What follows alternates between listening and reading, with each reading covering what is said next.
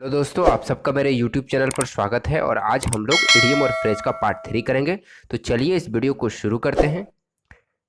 तो आज का पहला इडियम है बी इन टू माइंड्स, मतलब अनएबल टू डिसाइड, दुविधा में होना। ठीक है, तो जब हम दुविधा में होते हैं तो उसे हम कहते हैं बी इन टू माइंड्स।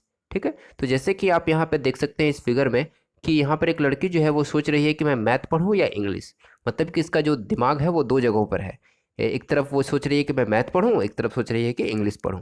तो इस तरह से वो क्या है, दुविधा में है। मतलब कि वो डिसाइड नहीं कर पा रही है कि एग्जैक्टली मुझे क्या करना है। ठीक है, तो इस तरह से आप इस पिक्चर को लिंक करके इसे आप याद रख सकते हैं। ठीक है, be in two minds means दुविधा में होना या अनेबल टू डिसाइड करना होता है। ठीक है, चलिए आगे बढ़ते हैं।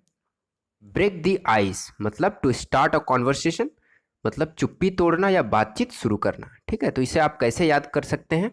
तो जैसे हिंदी में चुप्पी तोड़ना होता है, उसी तरह से इंग्लिश में आइस तोड़ना होता है। तो इस तरह से आप लिंक करके इसे आप याद कर सकते हैं। ठीक है, या फिर आप ऐसे ही समझिए कि जब आइस को जब तोड़ा जाता है, जैसे ये लड़का यहाँ पे देखिए तोड़ रहा है, तो उससे क्या होगा, एक आवाज़ होगी। ठीक है, तो उस आवाज़ को आप बातचीत से लिंक कर सकते हैं। बातचीत होने पर भी आवाज़ होती है। ठीक है, तो उस तरह से आप लिंक करके किसी भी तरह से आप इसे जो है लिंक कर लीजिए और याद कर लीजिए। ठीक है, तो चलिए आगे बढ़ते हैं।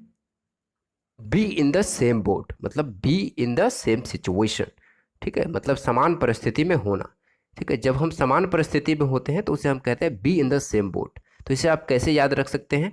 तो यहाँ पे एक पिक्चर में देखिए कि यहाँ पर एक बोट में कई लोग सवार हैं। ठीक है, तो अगर बोट जो है अगर डगमगाती है तो सारे लोग डगमगाएंगे। ठीक है, मैंने एक ही बोट में है तो इससे क्या हो रहा है कि सभी की जो परिस्थितियां हैं वो क्या है, सेम है।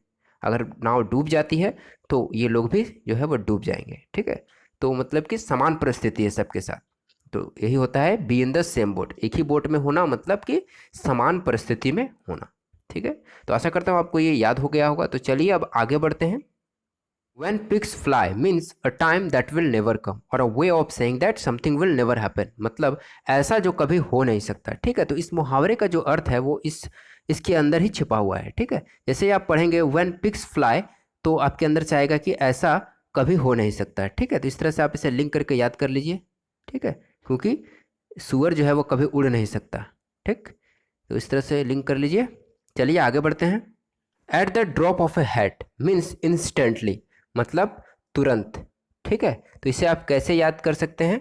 तो at the drop of A hat, ठीक है, मतलब कि इसे आप ऐसे लिंक कीजिए इस फिगर से कि टोपी, इस टोपी के गिरने तक। ठीक है, तो इस टोपी के गिरने तक मतलब कि तुरंत। क्यों? क्योंकि ये टोपी जो है वो तुरंत ही गिर जाएगा। ठीक है, तो उससे आप इसे लिंक कर लीजिए तुरंत के साथ, इंस्टेंटली। ठीक है, और इस तरह से आप इसे याद कर लीजिए इस फिगर के साथ। ठीक है, तो आशा करता हूँ आपको ये समझ आ गया होगा। तो चलिए आगे बढ़ते हैं। Red rag to a bull means anything that provokes, मतलब ऐसी चीज जो गुस्सा भड़काने का काम करती है। ठीक है, तो ये काफी आसान है इसे याद करना। ठीक है, रेड रैग, तो यहाँ पर रेड रैग यहाँ पे देख सकते हैं। ठीक है, इसको बोलते हैं रेड रैग, मैंने लाल रंग का एक कपड़ा है। ठीक है, ये बुल मतलब एक सांड।